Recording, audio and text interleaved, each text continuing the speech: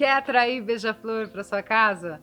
Então, mesmo que você esteja em apartamento, é possível você ter plantas em vasos e hoje eu vou mostrar 6 espécies de plantas nativas que atraem beija-flor. E o que será que é esse negócio de nativo e exótico? Eu vou explicar mais para frente nesse vídeo. Eu sou Rita, bióloga, mestre em conservação da natureza e você está no canal O Poder das Aves. E hoje eu trago opções que você pode utilizar tanto para canteiros como para vasos. E esse contato com as plantas e com as aves, você vai perceber que vai fazer muito bem para a sua saúde mental. Mas antes de você sair plantando, fazer buraco por aí, é necessário a gente analisar alguns fatores. Você está numa área rural, numa zona urbana, você está perto de áreas naturais, onde que você está?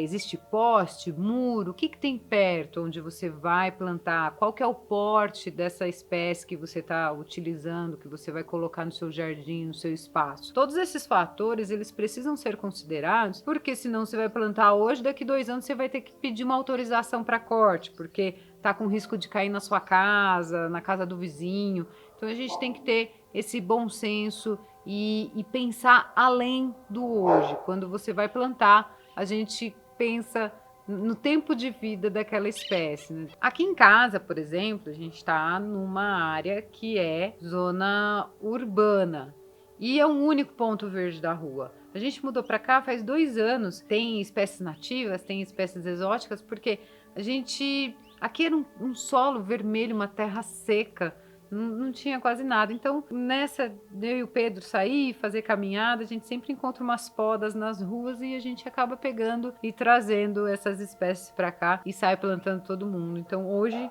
a gente tem aqui já registrado 35 espécies de aves que frequentam, que visitam, enfim. Você pode fazer igual a gente, criar refúgios para as aves e onde você vive, mesmo que você esteja em apartamento. Tanto que no treinamento Happy Birthday a gente ensina diversas formas, todo o passo, todo o processo que você precisa seguir, quais são as seguranças para você ter refúgios, que seja em apartamento ou numa área natural. Mas aqui, no vídeo de hoje, a gente traz 6 espécies. Se você mora em apartamento, por exemplo, você pode utilizar o sininho chinês, a lanterna chinesa, o sininho japonês, tem vários nomes populares. É o Abutilum megapotamicum. Essa planta, você pode utilizar ela tanto em vaso como em cerca-vivas, tudo. E ela é uma espécie que ela é nativa da região sul do Brasil. Isso quer dizer que se eu plantar essa espécie aqui onde eu estou, na Serra da Mantiqueira, que é sudeste, ela é exótica a esse sistema. Então percebe que assim, o nativo e o exótico, ele precisa de um ponto de referência, né? E normalmente é assim, qual que é a origem, da onde que essa espécie começou a aparecer, a surgir. E neste caso, ela é da região sul do Brasil. Mas ela vai muito bem em algumas áreas da Mantiqueira, porque ela, devido à altitude elevada, a gente tem um clima muito parecido com a região sul, tanto que a gente tem araucárias por aqui. E essas plantinhas acabam se dando bem e atrai muito beija-flor. Então, o que é esse negócio nativo e exótico? O nativo é quando ele é originário daquela região. Então, pode ser nativo do Brasil, pode ser nativo do sul do Brasil, pode ser nativo do bioma Mata Atlântica, entende? Então, depende muito da referência que nós estamos utilizando. Que nem se a gente traz essa questão para as aves, o pardal, ele é nativo da Europa e foi introduzido no Brasil e hoje tem no Brasil inteiro. Então, nesse exemplo, o pardal é exótico para o Brasil, mas ele é nativo na Europa. E afinal de contas, né, esse negócio de exótica é bom ou é ruim? Depende, né? Tem espécies que elas conseguem se produzir mais rápido e elas acabam competindo com espécies nativas. Então a gente precisa sempre analisar diversos fatores, por isso que eu trago essa questão. Você está numa área natural, às vezes você está em um ambiente que ele é mais brejoso, que as espécies que ocorrem ali não têm aquela característica florestal, é um ecossistema mais aberto. Então Nós temos ecossistemas abertos naturais e temos ecossistemas florestais, então não é sempre só a floresta ou só...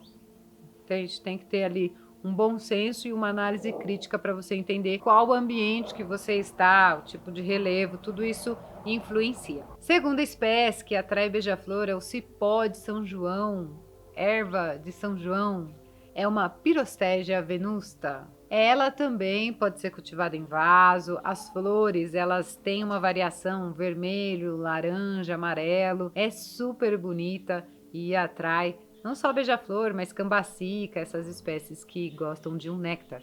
E ela é nativa em todo o Brasil, mas existe uma preferência por locais onde tem mais luz. Então você não vai deixar ela na sombra porque ela vai sofrer e ela vai morrer. Então você pega o seu vasinho e coloca ele no sol, que aí você vai ver ela bombar de flor. E dependendo do lugar onde você está, aí pode ver essa questão, essa planta ela se alastra demais porque ela tem uma facilidade de conseguir ali se desenvolver muito rápido no ambiente, principalmente nessas áreas onde você tem uma insolação mais intensa. Terceira planta, Fúcsia régia, é uma onagrácea, o pessoal conhece como brinco de princesa. É uma espécie que ela é nativa do sul e do sudeste do Brasil e ela tolera geadas, olha só que ponto importante. Mas ela tem essa preferência por climas de altitude, que é um pouco mais fresco, né? Mais frio. Então deve ser por isso que essa espécie não vai muito bem aí, muito próximo do mar, aí no litoral.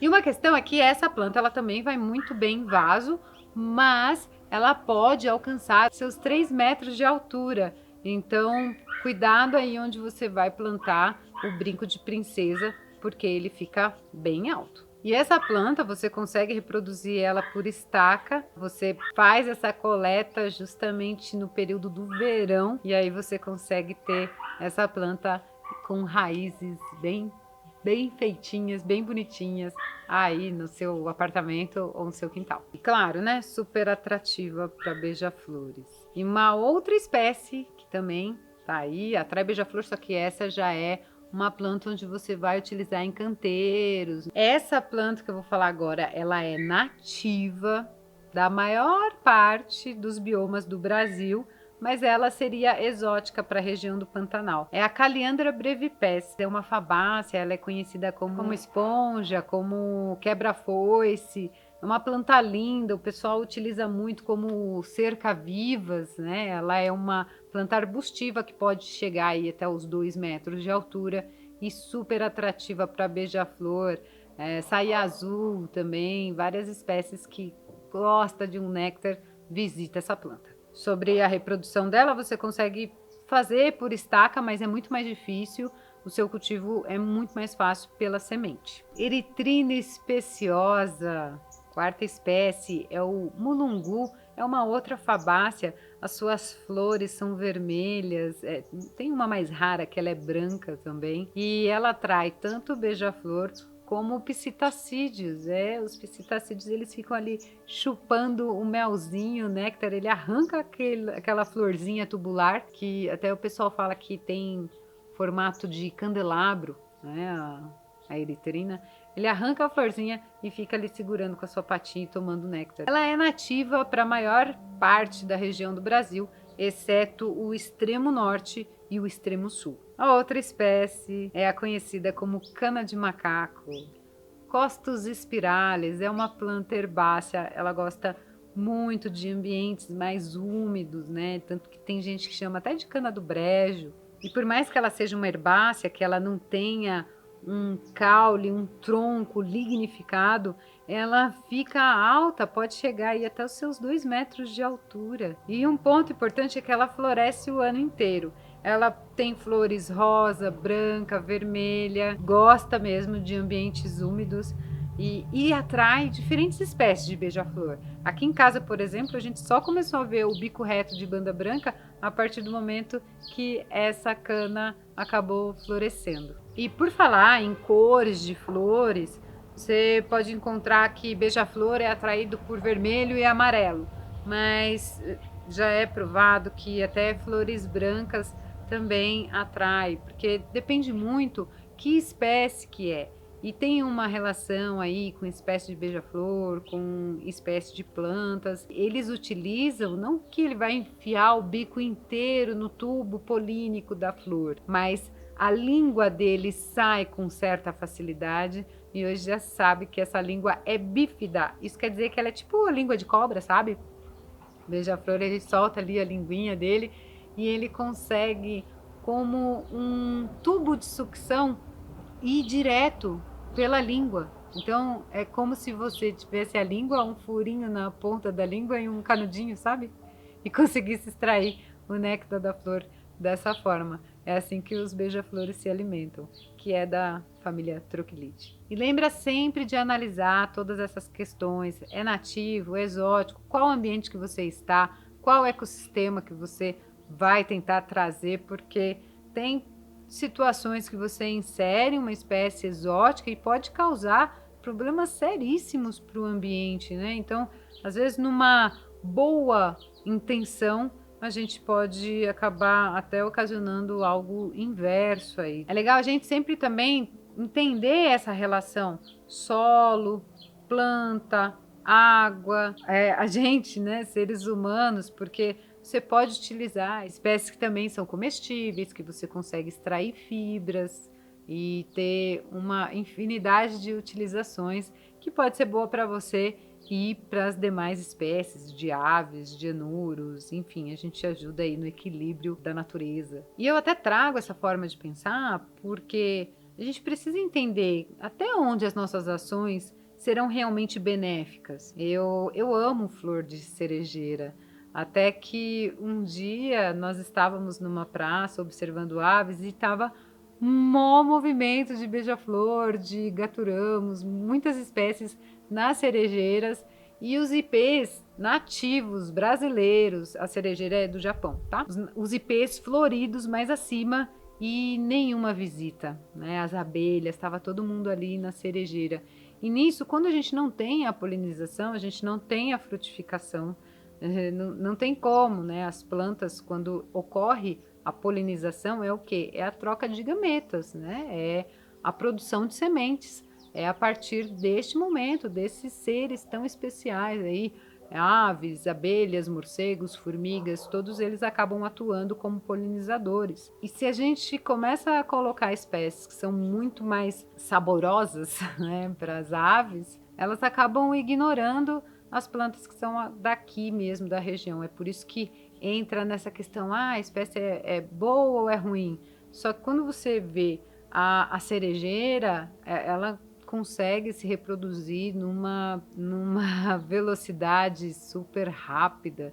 Então fica difícil mesmo de fazer o controle e nisso ela vai ocupando áreas que seria aí das nativas. Então é bem importante a gente sempre trazer um pouquinho mais de bom senso quando a gente for plantar. Mas é claro que plantar é muito melhor do que você colocar um plástico com produtos industrializados para as aves, né? Então percebe que é possível sim a gente conviver em harmonia com o ambiente. Compartilhe esse vídeo com aquela pessoa que quer plantar, que quer cultivar e trazer mais aves para perto da vida. Se você gosta desses assuntos sobre aves, passarinhos, né, plantas, se inscreve no canal O Poder das Aves e ativa o sininho para você não perder nenhum vídeo que a gente subir aqui ou quando a gente estiver ao vivo.